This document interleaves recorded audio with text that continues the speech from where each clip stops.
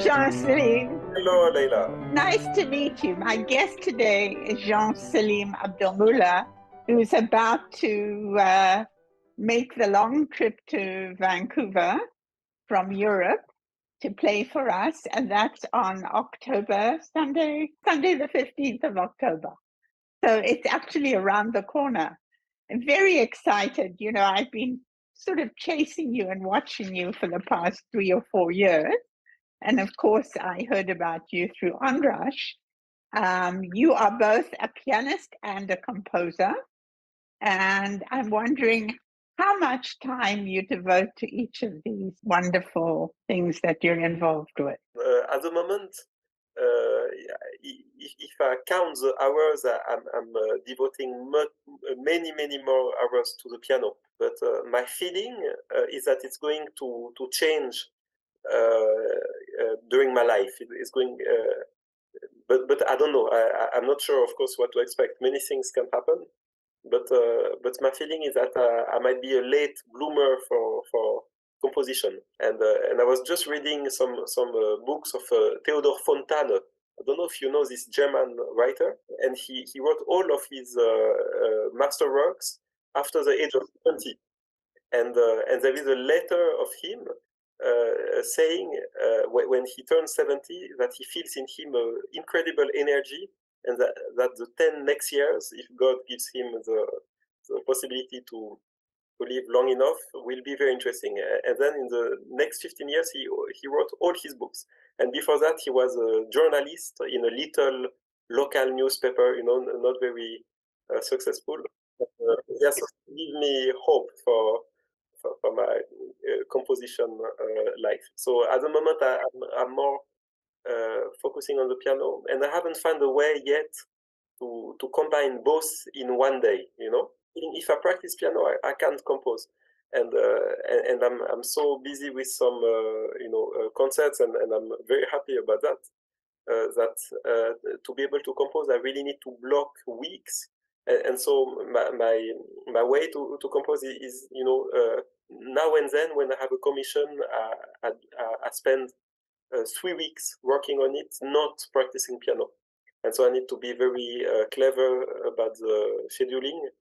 And but I wish that I could find a way to make it as a routine, you know, to be able to compose every day. But I'm still exploring the possibility. Maybe there is a way, but I haven't found it yet. That's so interesting because when you've got a lot of concerts, and I know you also have a commission at the moment, don't you? Or is that done already? You have a big, and you're writing music for a film. Yes. So the movie was last year, and I just had a commission, and so in July I spent half of July in Mexico.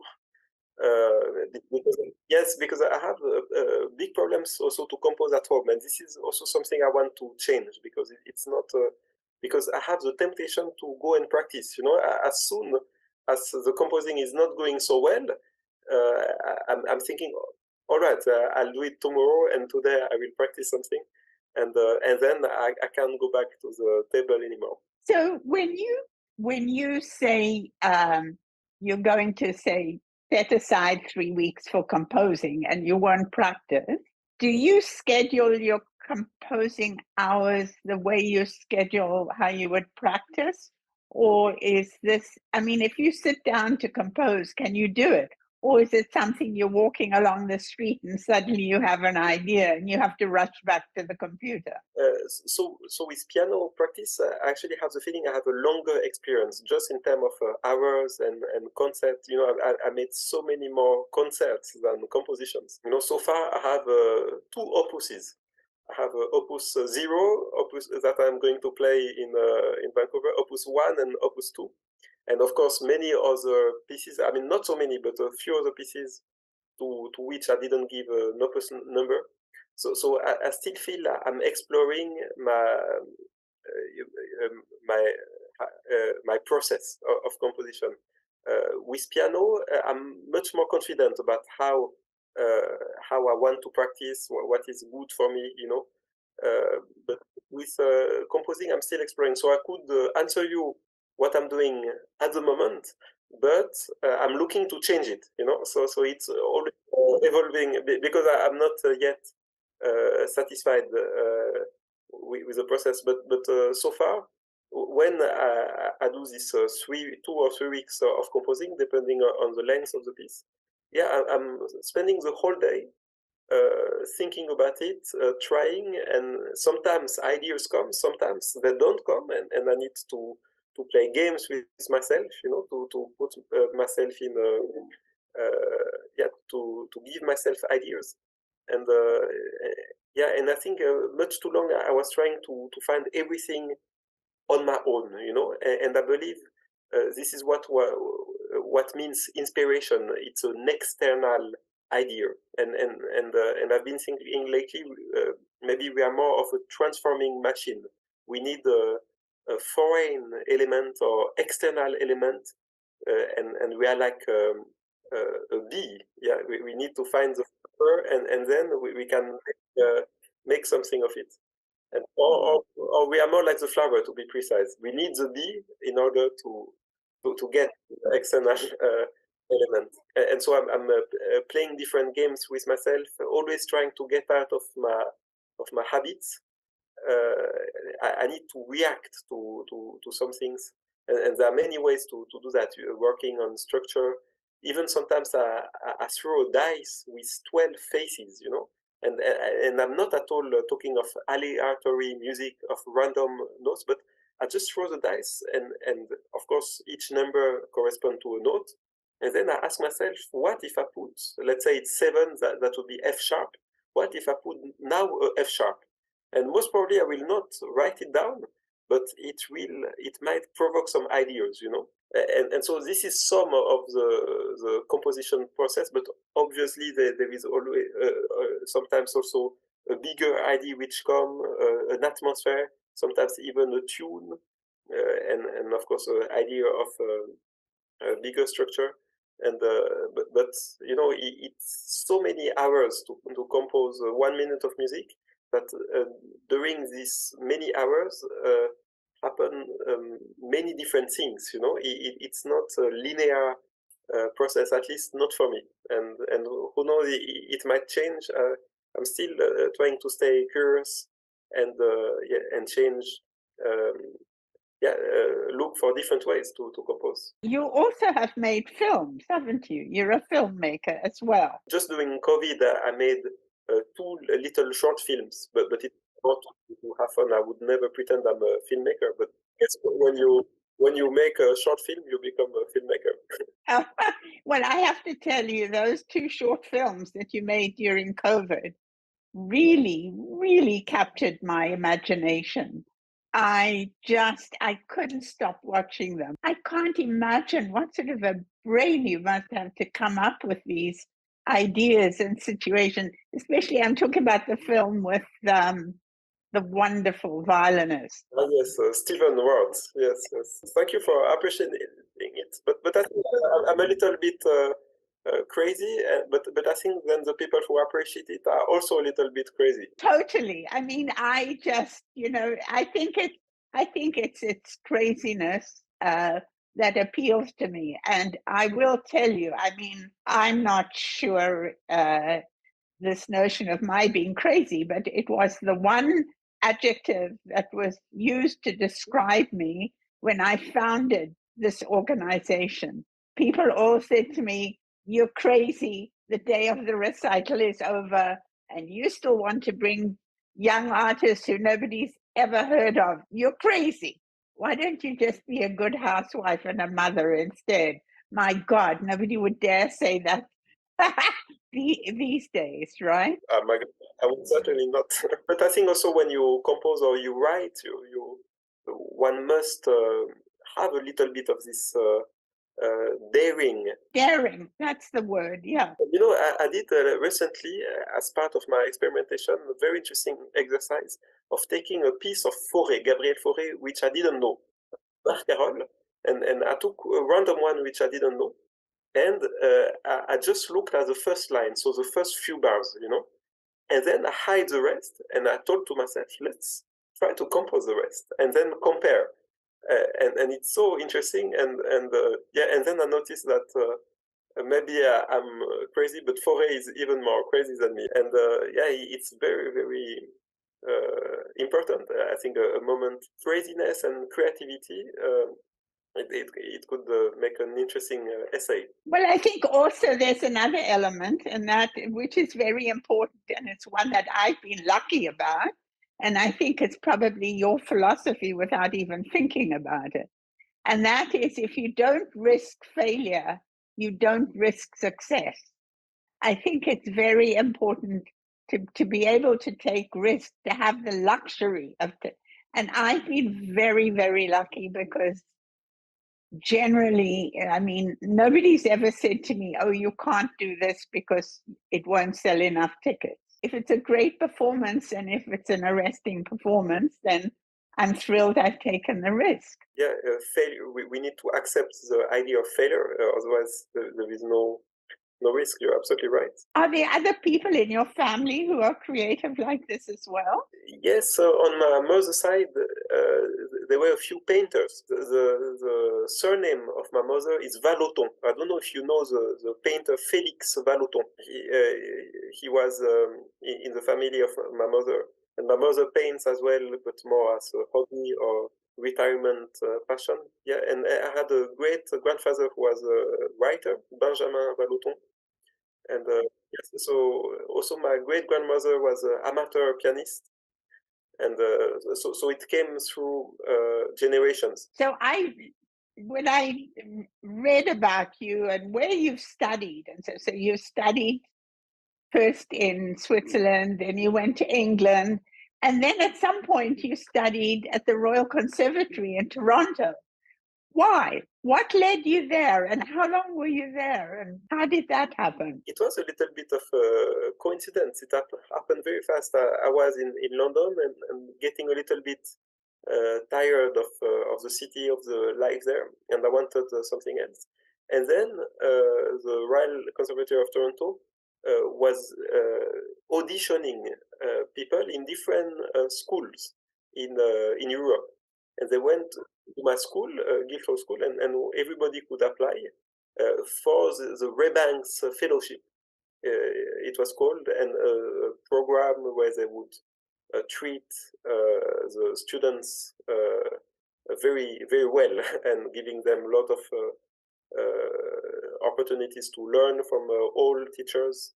And it was a little bit like a check without number. You can do once you are there. You can ask anything to the. It's how they presented it, and it's also how it was. And so I just auditioned in London, and then they invited me to go for 1 year in Toronto. And I think we were 4 or 5 musicians. I was the only pianist. And then Barry Schiffman, who was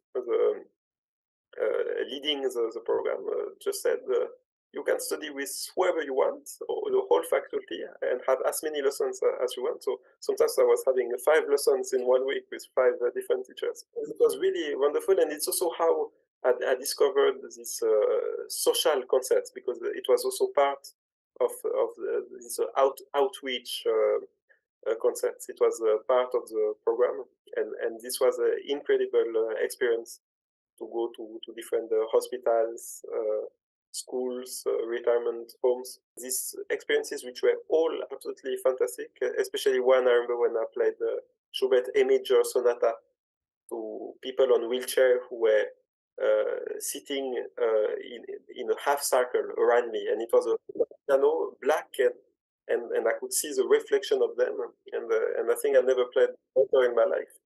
And very, very strong experience. And then it was very clear I wanted to continue this.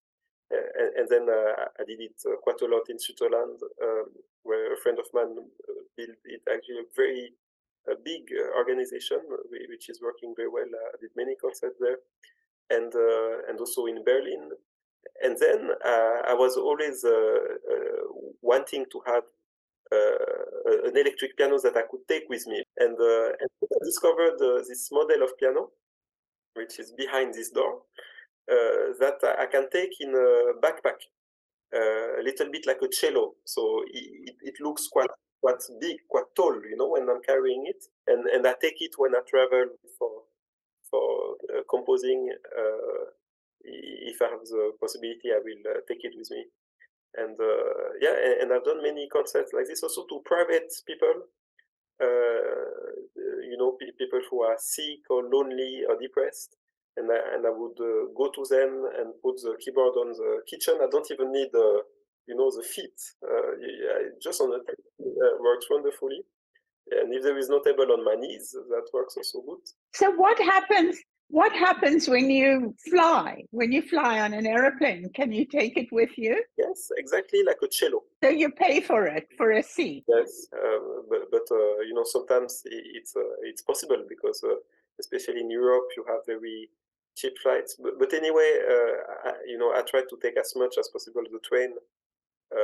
To not when I will go to Vancouver, obviously. You said something else earlier, which I'm very curious about. You said that when you were in Toronto, you had the possibility to have, say, 5 lessons with 5 different people within the space of a week or 10 days or whatever. I would assume that in those instances, you played different repertoire to them.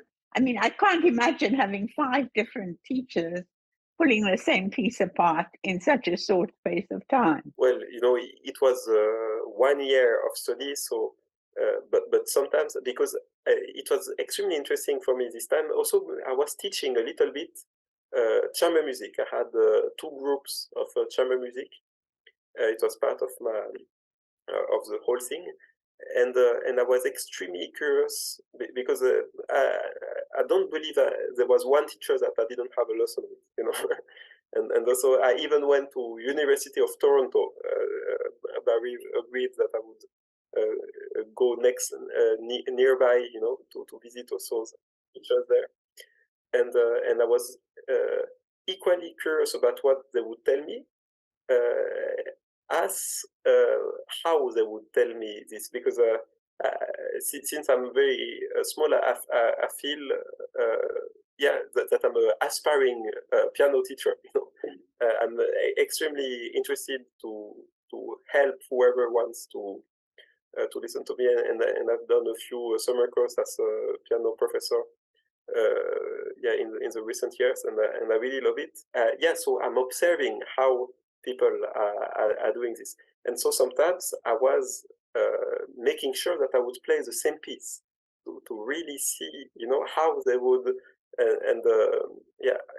yes. So I learned a lot, and I had and it was a very diverse faculty. Some were kind of stars of these people who would go to sit on competitions, or the so-called sought after teachers, and some nobody had heard their name before, and the best teachers were not necessarily, and the best for me, because it's also I guess it's like a psychologist or a couple. It must be a match, and not everybody good for the same person. But the ones that I found the most interesting were not only, but sometimes, yes, the most sought after. But so it was really a special year. And so you were there the whole year. You had the horrible winter and the horrible summer too, the climate. I'm just talking about the climate. Yes, I think I went 3 times back to Europe for concert reasons.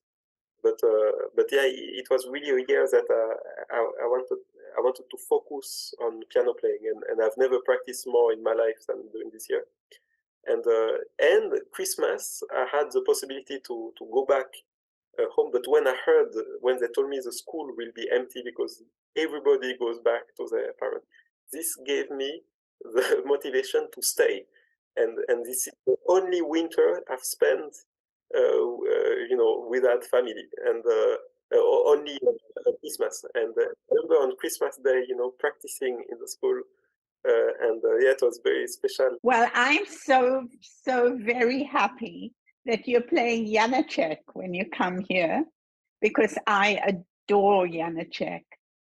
Absolutely love his piano music. And I remember many years ago, András Schiff came and he played a concert for us, and it was Schumann and Janáček. You're playing Schubert, who everybody loves, but when I was at university, which was, eons ago, I had a fellow student he was a violist, and while he was at the school, he developed an absolute passion for Janáček, and he ended up going to England. He was very bright. He studied composition.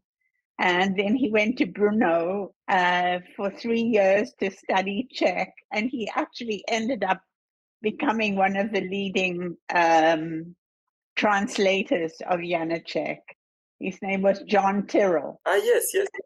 I come across his book when I was searching. Yes, absolutely. Yeah, he was also always a little bit crazy. I think the best people are the ones who are crazy in a nice way. Yes, Janáček was definitely crazy.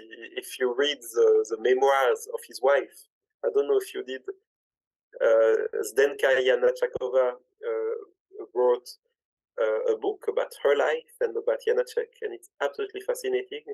But you really understand that he was quite crazy, but he had also good reasons why. Losing his parents very early,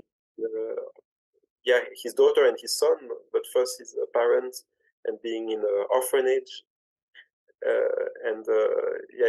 he had a very rough life, and he was treating his wife very badly, and it was quite you say gloomy in English.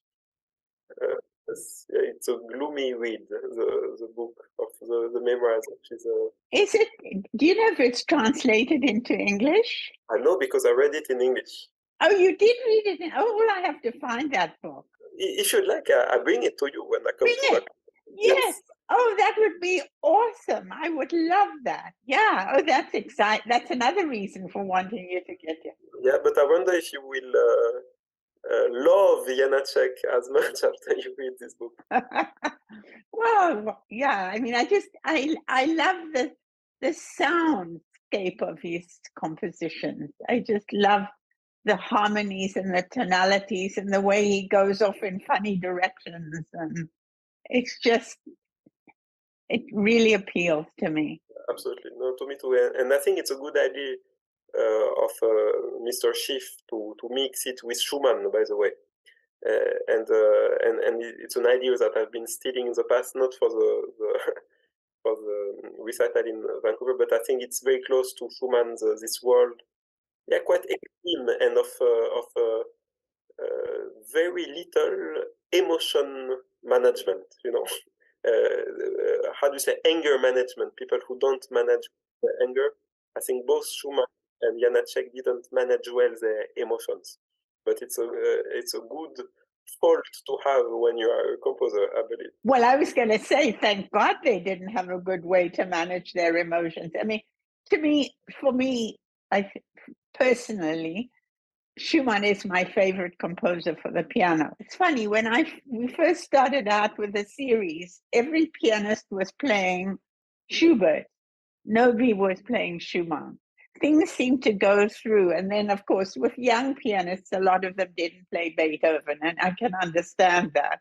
But Schubert is not exactly easy to play either.